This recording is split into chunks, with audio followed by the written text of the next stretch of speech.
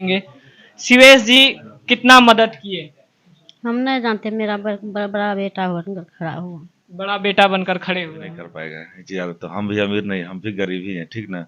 हम भी एक किसान का बेटा ही हैं। हमको डायरेक्ट वहाँ से रो रहे थे लाइव में आके, वीडियो बना के उसमें टैग किए थे सबको।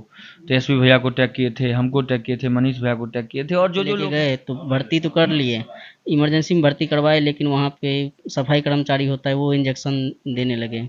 बोले नर्स सब ने है, तो वो बोले कि नहीं हम मधेपुरा डॉक्टर भगवान होते हैं। आप लोगों ने तो अखबारों में, टीवी में सुनते हैं, देखते हैं, लेकिन आज तक कोई धरोहर पर यानी कि सच्चा दिल से किसी गरीब का मदद करते आपको नहीं दिखे होंगे। लेकिन बता दें कि मैक्सो हॉस्पिटल हमेशा से मदद करता है, करता आएगा और आगे भी करेगा।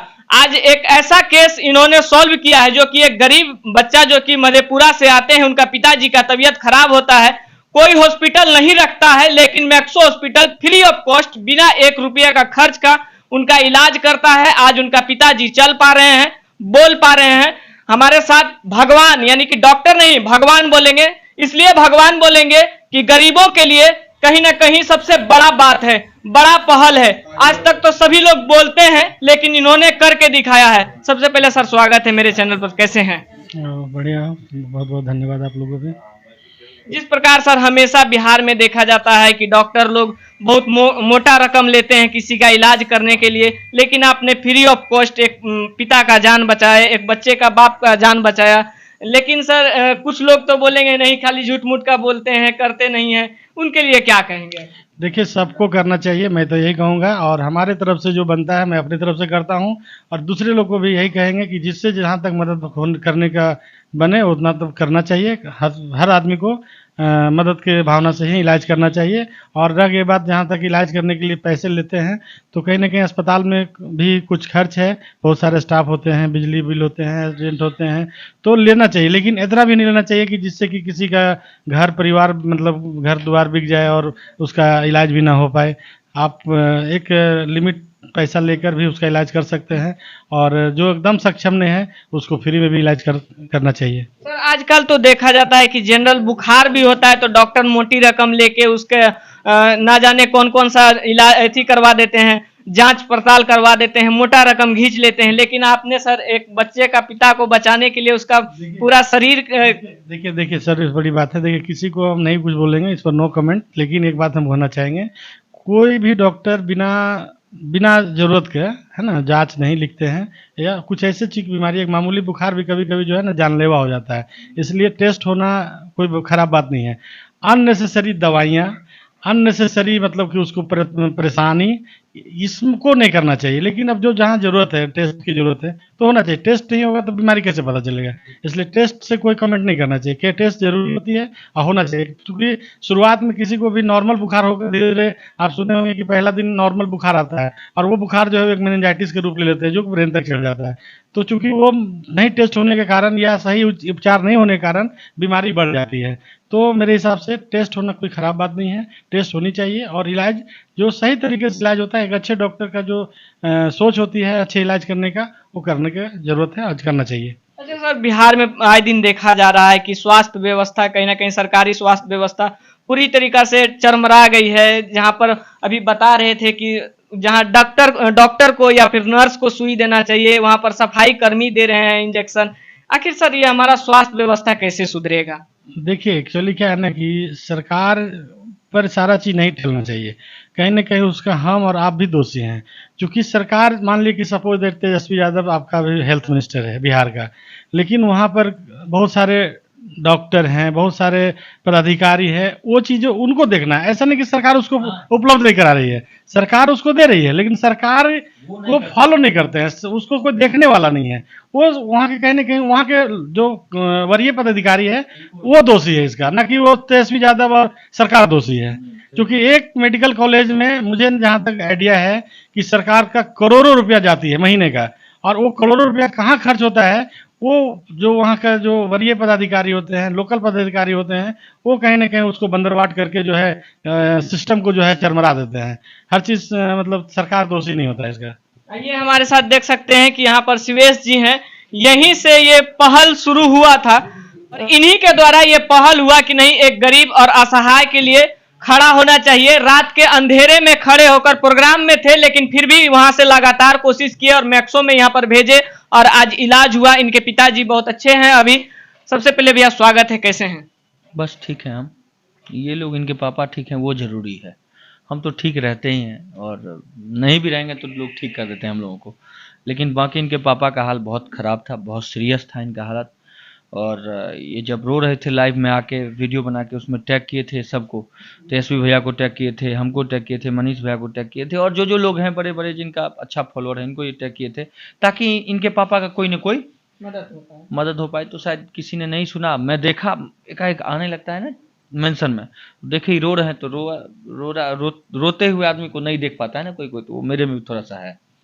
तो उस इंसानियत की वजह से मैंने इनको तुरंत कॉल किया, नंबर निकाल के पूछा, तो इनको पूर्णिया हॉस्पिटल में प्राइवेट में थे ना, प्राइवेट में थे, वहाँ से इनको रेफर कर दिया गया था पटना के लिए। लेकिन पैसा नहीं था, बेचारे कहाँ से आते हैं एम्बुलेंस से, उसमें भी 15,000 10,000 15,000 रुपया लगता है आने में। तो फिर अपना वहाँ से चले गए, क्या नाम है, मेडिकल कॉलेज मधेपुरा। वहाँ तुरंत हम पप्पू यादव चाचा को फ़ोन किए, वो सेटिंग करवा दिए पीएस से, तो इस गए। लेकिन वहाँ पर इनको नहीं लगा हॉस्पिटल उस टाइप का करने वाला। फिर ही फ़ोन किए, तब हम पीएमसीएच में सेटिंग किए। पीएमसीएच वहाँ से एम्बुलेंस करवा के बुलाए इनको, वहाँ से आए, ये सारा चीज़ हुआ। लेकिन पीएमसीएच में भी हमको पता चला कि यहाँ पर इलाज नहीं हो पाएगा। फिर आईजीएमएस में पता किया, वहाँ भी इलाज नहीं हो पाएगा। तो इस बीच में तो मरीज का हालत बहुत सीरियस था। फिर मैक्स हॉस्पिटल में पवन भैया से बात किए, पवन भैया आओ ना देखे, तब बोले कि जल्दी आओ। हाँ, और उन्होंने एक बार में बोला, ये चीज़ बहुत अच्छा लगा। और इंसानियत ये जिंदा है, आज समझ में आता है ये बात।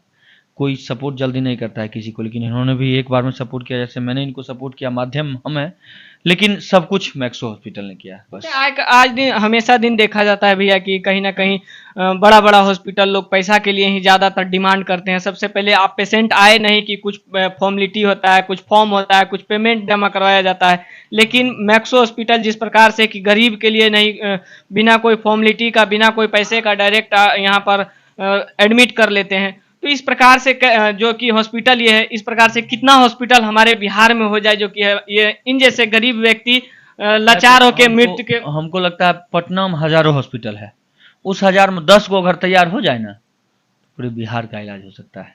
लेकिन तैयार नहीं ना होंगे सब कोई मैक्सो हॉस्पिटल के डॉक्टर विक्रम की तरह 10% देने वाले गरीबों को नहीं है, जो इलाज करके अपना 10% देते हैं।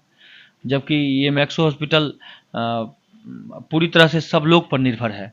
लेकिन फिर भी पवन भैया और विक्रम भैया एक बार में आज तक जो बोलते थे वो करते आए हैं, सबको करते थे, हमको भी किए।